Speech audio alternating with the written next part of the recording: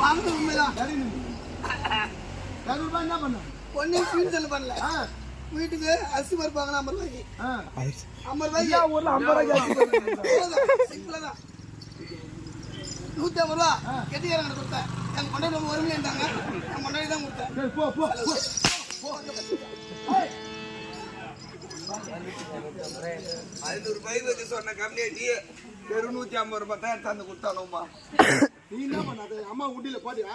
எங்கம்மா போடலாம் தான் பார்த்தேன். அந்த நேரத்துல எனக்கு உடம்பு அசதியா இருந்தது. சரி மடுகாரிக்கு போனேன்.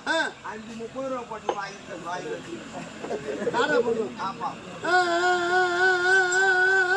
அன்னைக்கு பார்த்து ஒரு கராத்தனக்காரர் 2 சொம்பு கூழ் எடுத்தாங்க.